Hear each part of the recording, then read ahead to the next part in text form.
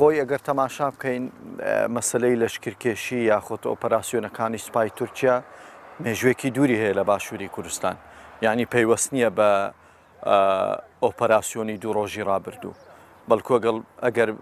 بگەڕێنەوە بۆ ڕابردوو مێژووی ئەو لەشکرکێشیە بۆ نمونە لە دوای ساڵی 2007ەوە دەستی پێ کردووە و چەندین جار سوپای تورکیا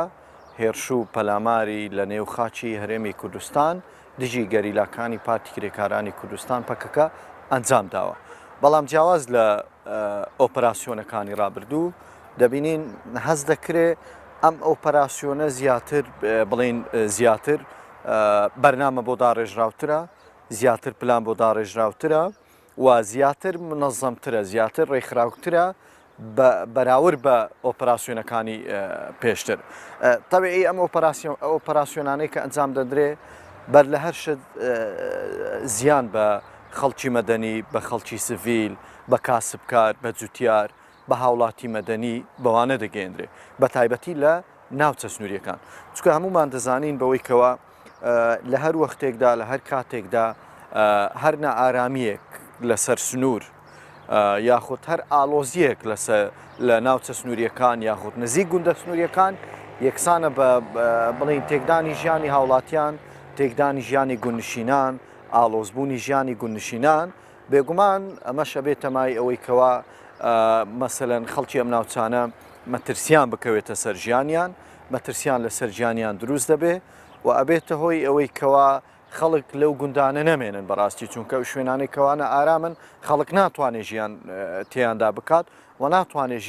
ژیانی ڕۆژانەی ئاسایی خۆیان لەو گوندانەدا بەسەر برن. لە کاتێکدا کە هەمومان دەزانین دانیشتوانی ئەو گوندە سنووریانە، دانیشتوانی ئەم ناوچە سنووریانە سەرقاڵی بڵین کشت و کاڵین، سەرقاڵی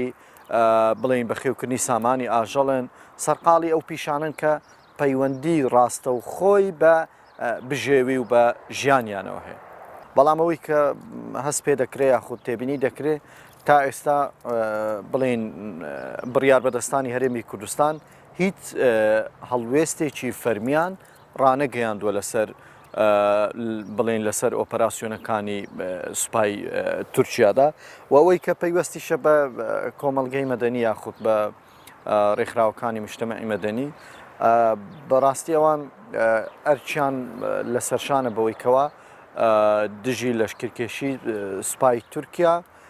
مەسەلەن هەڵوێستی خۆیان دەرببڕن و هەڵوێستەکانی خۆیان نیشانی ڕایگشتی بدەن. دیارە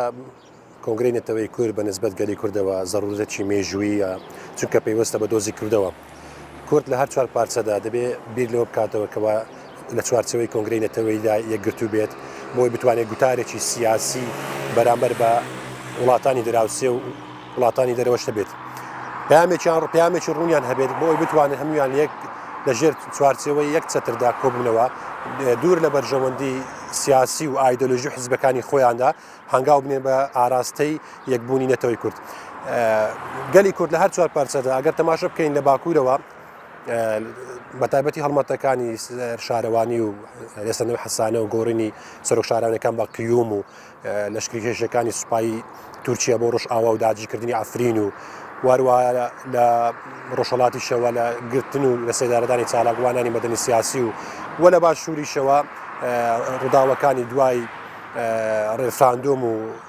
16 ئۆکتۆبرەوە پێویست بوو کەوا گەلی کورد لەو چوارچێدا لە ژێر چەتری کۆنگرەی نەتەوەییدا خۆ یەک بخات. هەرچەندە پێویست بوو زەرور بوو لە دوای بەهاری عەرەبی کۆنگرەی نەتەوەیی دروست بایە و کاری لەسەر پرۆژەیەکی هاوبەش کرد بە هەر چوار پارچەی کوردستاندا. بەڵام لەگەڵ ئەوەشدا کە لە کۆنگرەی نەتەوەیی لە دوای 2011 و 2013 و 14 و هاتنی شاڵاوی داعش و دواتر کۆنگرە لە 2017 بەسرا ڕاستپاردەکانی کۆنگرە تاکو ئێستا وەک خۆی جێبەجێ نەکراوە. دیارەوەش پەیوەستە بەهۆی جیاوازی بیرروڕای سیاسی حزب و لایەنە سیاسیەکان لە کوردستاندا تاکو ئێستا نەیانتوانیوە پەیامێکی یەکگرتووکی ژیریان هەبێت بۆ دۆزی ڕەوای گەلی کورد. بەداخەوە ئێستاکانە کە دەبینە دوو ڕۆژی ڕابردوو سوپای تورکیا لەشکرکێشی کردووە بۆ سەر هەرێمی کوردستان بە درێژای 10 کیلۆمەتر خاچی هەرێمی کوردستانی بڕیوە. ئەمە سەروەری پێشەڵکردنی سەروەری خاچی هەرێمی کوردستانە لەو چوارچێوەدا دەبێت کورد کۆدەنگ بێت هەر چوار پارچەدا گوتارێکی سیاسی یەکگرتووی هەبێت بۆ وڵاتانی دراوسێ. ئەگەر هیچ نەبێت نەتوانێت لە ڕووی لایەنی عسکەری و یان لۆجستیەوە ڕوبەرووی هێزی داگیرکرد بێتەوە ئەوە دەتوانێت لە ڕووی وتاری سیاسیەوە پەیامی خۆی ئاراستە بکات بە هێز نێودەوڵەتیەکان و وەروها دەتوانێت دادگای لە هەژدا سکاڵات تۆمار بکات.